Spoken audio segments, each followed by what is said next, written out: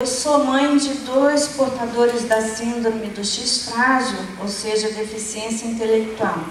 Então, eu gostaria de pedir ao senhor para que falasse um pouco mais com relação à deficiência intelectual. O senhor comentou que é um problema mais difícil e não fez um outro tipo de comentário.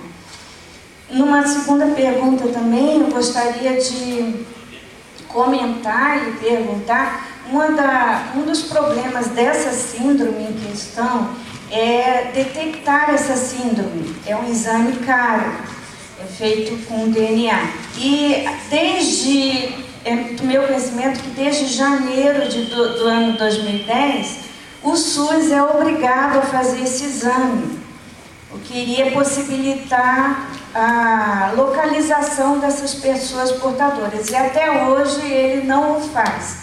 Então, gostaria de pedir também um comentário em relação a isso, né? Ao senhor Irajá, eu gostaria de perguntar com relação a nível de Curitiba, o treinamento dos profissionais. O que eu percebo, lidando com o caso, é o despreparo dos professores para lidar com essas pessoas com deficiência intelectual. Dentro dessa questão da acessibilidade também, mas também o treinamento, o desconhecimento desses profissionais, desses professores é bastante grande, é o que eu verifico. E ao senhor Paulo, eu gostaria de perguntar, eu acho que, com relação à lei das cotas, que as empresas são obrigadas a destinar um percentual, né, de suas vagas para os deficientes, existe uma igualdade de percentual distribuído entre os quatro tipos de deficiência, ou seja, 25% tem que ser deficiente físico, 25% deficiente intelectual, ou se não existe, não seria algo a ser, não sei, implantado? Qual é o seu pensamento a respeito disso? Obrigada.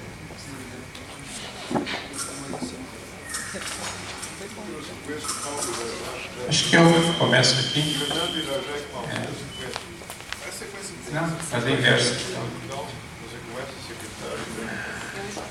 Com relação ao treinamento de professores, a política definida pela Prefeitura para o ano que vem, uma parceria entre a Prefeitura e o Governo do Estado, Paraná, justamente para treinamento de professores.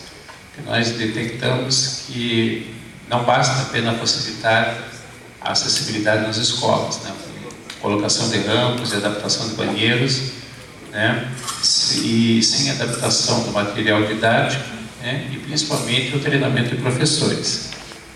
Então, o ano que vem, eu acredito que já deverão começar a esses cursos, né, de treinamento. Não sei exatamente onde eles vão acontecer, se serão aqui em Curitiba, se serão aqui mesmo, né? Mas essa, na realidade, é uma preocupação do governo também do Estado, né? E eu acredito que os treinamentos deverão ocorrer lá em Faxinal do Céu, né? Já teve uma iniciativa há 2 anos, ano passado não teve nenhuma, né? Mas essa é uma preocupação recorrente e é verdadeira, e realmente os professores não estão preparados não para receber os alunos com deficiência na rede, nem na municipal como na estadual. Existe essa preocupação e já tem uma movimentação de treinamento desses professores, como também a adequação do material didático. Eu queria, só complementando um pouco essa questão, né, já da educação, é que esse treinamento, essa preparação dos professores, ele está envolvido numa discussão bem maior, que é a questão das escolas especiais. Então, não se tem muito claro ainda do país essa discussão, ela tem até alguma dificuldade de diálogo, que é a política que proposta pelo MEC, ou implementada em implementação pelo MEC já de 3, 4 anos, que é garantir o direito de toda pessoa com deficiência, seja qual for a deficiência, e inclusive a deficiência intelectual, no ensino regular.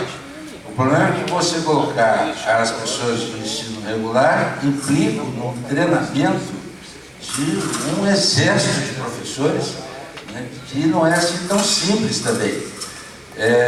Por outro lado, terminar por decreto com as escolas especiais, e aí as deficiências, particularmente as deficiências intelectuais, têm características muito diferentes. É diferente você incluir uma criança com síndrome de Down no ensino regular, né, ou as suas crianças com X frágil, ou uma criança com falta de autismo, ou paralisia cerebral, ou outras mais graves que não tem como incluir também. Então, não é uma discussão simples. Agora, de qualquer forma, eu acho que há uma necessidade de envolvimento muito maior dos setores de educação, não só público, mas também das escolas privadas, que hoje já são a maioria do nosso país, ensino fundamental e médio, da obrigatoriedade de treinar esses professores. Receber o diferente, a qualificação, o secretário Fernando tocou nessa questão da qualificação da pessoa com deficiência, ela não pode ser a mesma qualificação da pessoa que não tem a deficiência. É diferente, as pessoas são diferentes, têm que ter tratamento diferente. Esse é o princípio, né, de respeito à diferença, tratar o diferente como diferente. Mesmo porque as crianças, mesmo os artistas normais, têm diferenças também, têm que ter cuidados especiais. Então é complexo, não é simples, mas temos que caminhar. A preocupação do poder público com relação à educação, nós temos na Prefeitura, na Secretaria Municipal de Educação, um setor específico para tratar das questões de inclusão das crianças com deficiência. A professora Iasca, que é responsável por isso, né, que já vem trabalhando há muito tempo. Não é fácil. Com relação à lei de cotas, ela como nós vimos aqui nas estatísticas, está muito distante de ser cumprida a lei de cotas. Por isso, esse diálogo tripartite, ele tem que se dar em outros termos. Não é no termo da obrigação, porque num país que tem lei que pega e lei que não pega, a lei de cotas não pegou. Porque o dono lá de uma empresa com 150 funcionários, que deveria ter 1% dos seus trabalhadores com deficiência, ele diz, olha, não tem gente qualificada, eu não consigo empregar as pessoas. No entanto, há de se fazer um trabalho com ele para adaptar o seu local de trabalho para receber essas pessoas que têm experiências. Aí o doutor Pedro poderia citar aqui experiências bonitas, lindas, importantes em Curitiba, de empresas que empregam deficiência e que produzem melhor. Por exemplo, a Volvo, eu conheci esse trabalho. Quem faz a revisão final de qualidade de pintura na Volvo são pessoas com deficiência visual, cegas inclusive. Elas têm a acessibilidade tátil, né, melhor do que pessoas que enxergam. Então, eles aproveitaram com criatividade, né, pessoas com deficiência, né, cumprem as cotas, né, e dão um exemplo. Acho que a Volvo é um grande exemplo, né, de esforço criativo para a inclusão, sem prejuízo, vamos dizer, da produção, do resultado que a empresa tem no que faz. A escolha, vamos dizer, essa divisão, se houvesse que ter uma divisão por percentual de pessoas, não poderia ser 25%, 25%, teria que ser algo meio proporcional, vamos dizer, se fosse caminhar por isso, né? A quantidade de deficientes de cada uma das características. São 4, tem uma quinta agora que está sendo colocada na legislação brasileira, que é aquela deficiência de sociabilidade, né, que vai ser reconhecida também como uma nova deficiência. Mas são 4 deficiências, tem deficiências múltiplas, a senhora sabe, né? As suas crianças com X frágil, eles têm implicações auditivas, outras que não só intelectual, da mesma forma que síndrome de Down também. Então fica um pouco difícil da gente fazer essa divisão assim. Agora, eu insisto que o grande esforço nosso de incluir a pessoa com deficiência intelectual no mercado de trabalho, ela quebra paradigmas que vai contribuir, inclusive, para a inclusão de pessoas com as outras deficiências. Eu acho que, se nós centrarmos bastante forte nisso, é claro que a deficiência mecânica é importante, porque a acessibilidade, ele já estava falando, né, nós acompanhamos restaurante em Curitiba, por exemplo. A grande maioria, olha, com mais preocupação que se tem, em alguns donos de restaurante tentam lá adaptar um pouco os seus salões, espaços, A deficiência, o espaço ali de acessibilidade, né, a gente está bastante distante, embora a gente já tenha acostumado com a de Curitiba. Mas eu acho que talvez o esforço seja de todas as pessoas com deficiência, um cuidado especial com a pessoa com deficiência intelectual possa nos ajudar. Né? Não essa divisão proporcional, temos que pensar um pouco.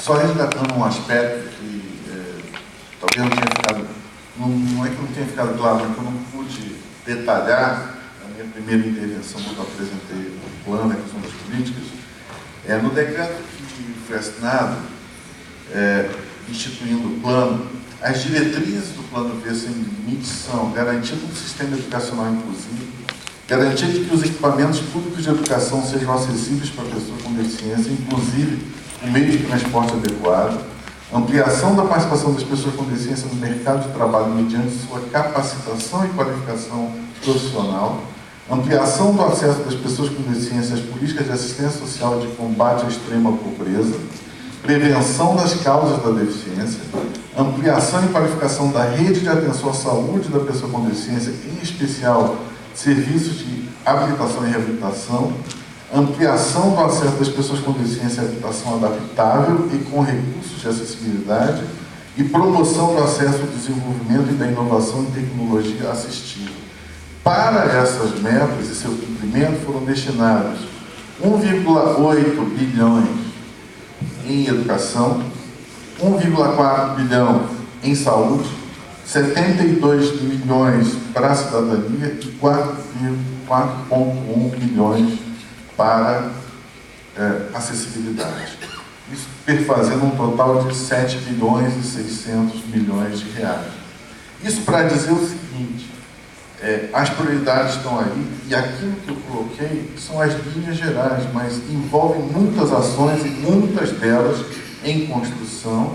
E nós estamos falando de um plano de governo para os próximos 3 anos, o que significa ações a serem aperfeiçoadas, a serem ampliadas, a serem revistas no processo de controle.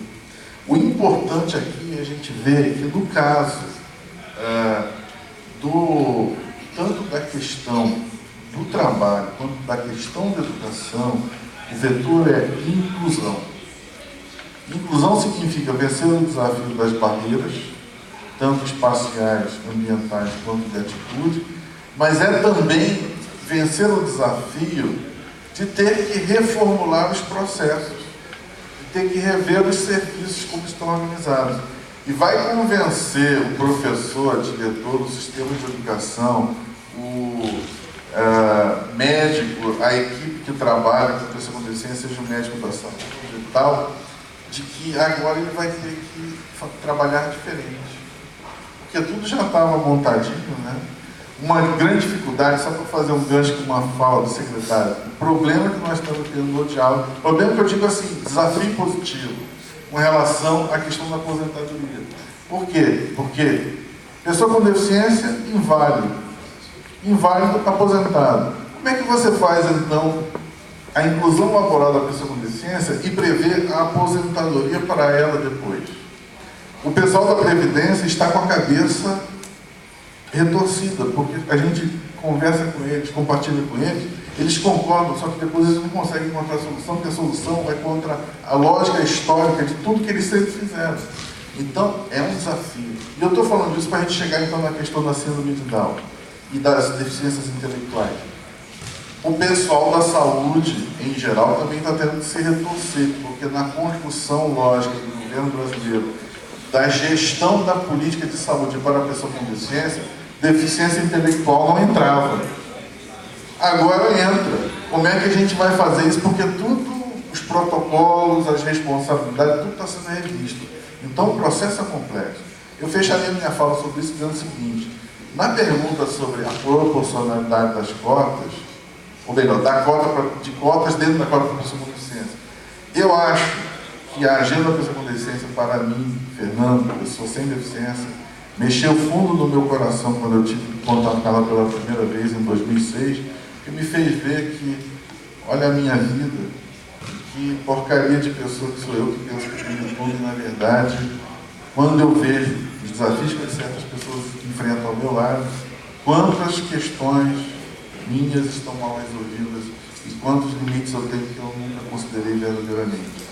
Agora, me entristece, e aí eu estou falando por minha conta, e não de ninguém, de nenhum governo, do secretário, nada, ver que as pessoas com deficiência, não existe um tipo de pessoa com deficiência, mas na hora do vamos ver, é meu pirão primeiro porque a farinha é pouca.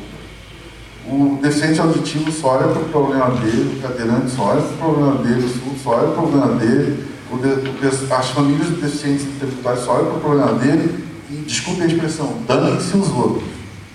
Gente, cota dentro da cota, nós queremos é que não exista cota. Desculpe eu estar dizendo isso, é uma coisa forte, mas a meta é outra. A meta é da inclusão e não da criação de privilégios especiais. E a gente tem que também ter esse diálogo de que a promoção de direito da pessoa com deficiência é uma obrigação, mas é uma obrigação que agrega também bem coletivo para toda a sociedade, para nós não cairmos na armadilha de ter que ficar debatendo com determinadas pessoas que dizem que o que vocês estão querendo é privilégio para pessoas. E construir toda uma arquitetura de privilégios. E isso é injusto, porque também como é que fica o outro que não é. Então é tudo para a pessoa com deficiência e nada para as pessoas sem deficiência. E isso é uma discussão, um debate estéril que não nos leva a lugar nenhum. Desculpem estar dizendo isso até com uma certa veemência, mas eu acho que nós também temos que nos questionar. E eu sei que às vezes tem pessoas com deficiência que ficam indignadas que alguém ser sem deficiência imita certas opiniões de valor sobre isso. Mas eu acho que é uma questão de valor mais profundo. O que é importante? O princípio ou os interesses?